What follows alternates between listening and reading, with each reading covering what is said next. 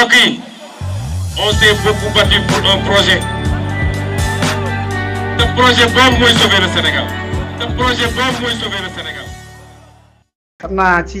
information boobu ma jàll maa ngi doon bind sax ndeysaan jëru ko laa doon bind mooy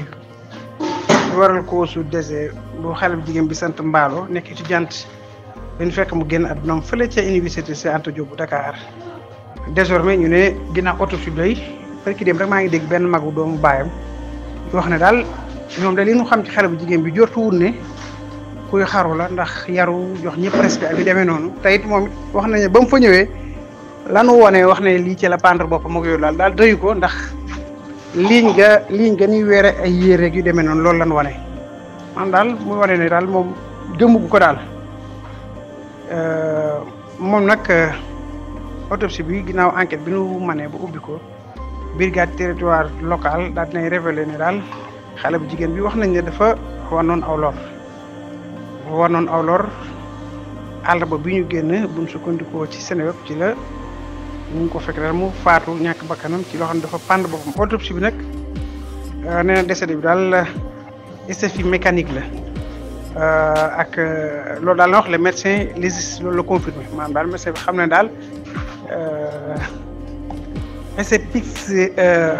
mécanique rek loolu muy tekk mooy ku fat koo xam daal dafa xoju wax fat moo ko faat xoju ba fat pour dëggal ni daal am na lu ko étranglé ci baatam voilà maanaam daal jàpp na ne faatu moom foofu la jóge maanaam du lu mu naan du lu mort naturel waaye dafa am lu ko xoj fatt baatam kon loolu ñoom dindiwun teesu xaru bi xam nga ñoom lii la médecin loolu la wax du ne nangam bii moo la rey non du ne da nga xaru waaye nag dana ne lii moo la faat nag la ca des xëy na peut être enquête mooy waral nag ñu laaj ay mbokkam lan moo waral lu war a mën tax mu poussé ko mu xaroo gi dem léegi nag bu ne elle était enceinte xëy na dafa war noonu lor loolu nag boo cause bi mënoon jàpp ne est ce que xëy na kon du loolu moo waral lii waaye lu mën a am rek ñaan yàlla na ko yàlla yërëm xaar ko àjjana waaye fa suuf si ko may njabootam xolu muñ parce que jullit la te lu mën a xew tamit mel ni mu am na fi amati fi ci ay famille yu bëri ndeysaan mu metti trop voilà ñun ñu ngi rappelé wu benn anecdote bu ci ma sonn am loolu yëpp di ay mbir yu fi jot a xew mais en tout cas lu metti la moo tax ma bind na jëru ko woon bu dee cause enceinte boobu rek ndax médecin yi moom lu ci ëpp léeg-léeg bu ne xale bu jigéen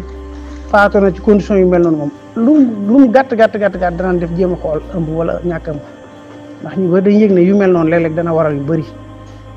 voilà boo defee nag enquête doog a ñëwaat ci kan la ko doon seqal ak yu demee noonu yeneen lay doon xëy na du ñàkk ay jëm jamono daan ci xamaat leneen yaa ngi jëf